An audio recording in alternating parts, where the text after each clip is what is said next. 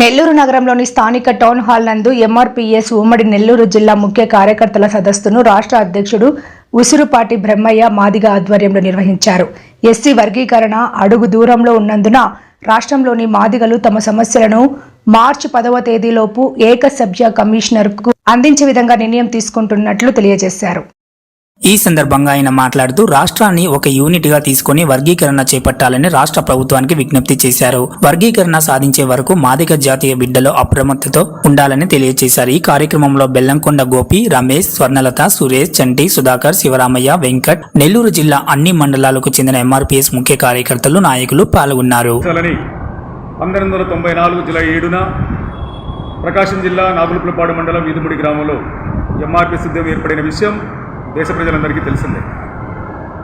SC reservation వర్గీకరించాలని మొదలైన ఉద్యమం 94 అయితే 99కే వర్గీకరణ సాధించుకోవడం, 99 నుంచి 2004 వరకు అమలు జరగడం, 2004లో సుప్రీంకోర్టు మాలవ సోదరుడైనటువంటి ఈవి చిన్నయ్య చేసిన పిటిషన్ కారణంగా రద్దు చేసిన దగ్గర నుంచి నాటి నుండి నేటి వరకు ఎస్సీ వర్గీకరణ కోసం అడుపెరగని పోరాటాన్ని మాదిగ జాతి చేస్తున్న విషయాన్ని మేము గుర్తు చేస్తాము.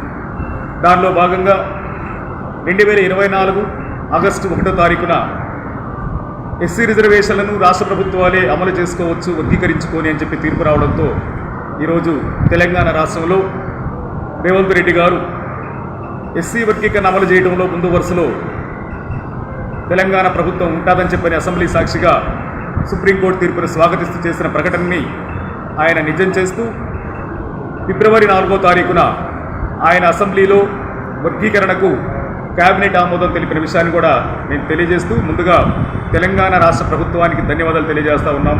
ఎస్సీ రిజర్వేషన్ కోరుకోబడినటువంటి ఉద్యమకారులంగా. ఇక అదేవిధంగా ఆంధ్రప్రదేశ్లో కూడా ఎస్సీ వర్గీకరణకు మూలాధారం ఆంధ్రప్రదేశ్లో మొదలైన ఎంఆర్పీఎస్ ఉద్యమం. ఆనాటి ముఖ్యమంత్రి గౌరవ చంద్రబాబు నాయుడు గారు, నేటి ముఖ్యమంత్రి గౌరవ చంద్రబాబు నాయుడు గారు ఈరోజు ఎస్సీ వర్గీకరణ అమలవుతున్న సందర్భంలో ఆయన ముఖ్యమంత్రిగా ఉండడం కూడా మా అదృష్టంగా మేము భావిస్తూ ఉన్నాం.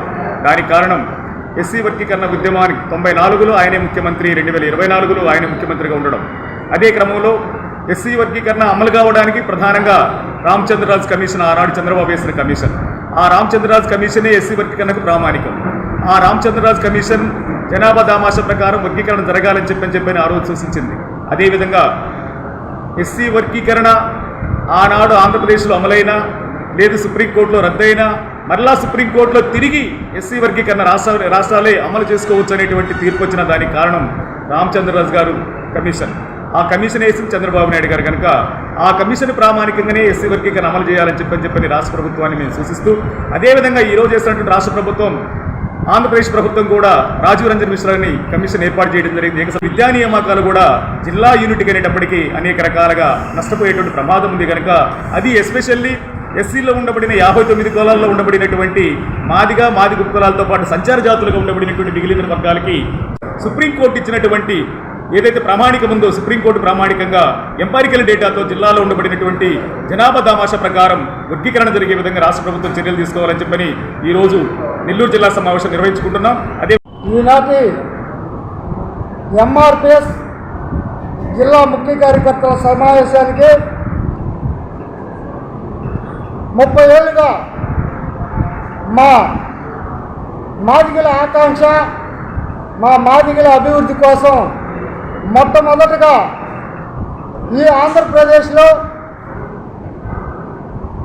ఈదుముడి అనే ఒక గ్రామంలో మాదిగల అభివృద్ధి కోసం, మాదిగల ఉద్యోగ అవకాశాల కోసం, మాదిగల సంక్షేమం కోసం పుట్టినటువంటి మాదిగ దండోరా ఉద్యమం.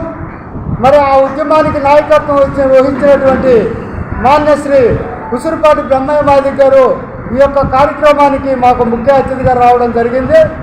మరి ఈ యొక్క ముఖ్య ఉద్దేశం 30 ఏళ్ళుగా ఈ ఆంధ్రప్రదేశ్లో పుట్టినటువంటి ఉద్యమం మండలాలు, రాష్ట్రాలు, జిల్లాలు దాటి అన్ని పోరాటాలు, అనేక పోరాటాలతో ఆగస్టు 1వ తారీఖున సుప్రీంకోర్టు తీర్పు మాదిగలకు అనుకూలంగా రావడం జరిగింది.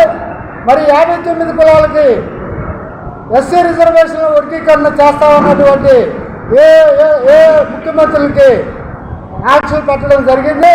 మరి మొట్టమొదటిగా కూడా అతి తొందరగా మాదిగలకు ఎస్సీ రిజర్వేషన్ వర్గీకరణ చేసి మాదిగలో విద్యా ఉద్యోగ రాజకీయ సంక్షేమ పథకాల్లో ముందు నిలుపుతారని ఆశిస్తూ మరి ఈ యొక్క అవకాశం ఇచ్చినటువంటి ధన్యవాదాలు.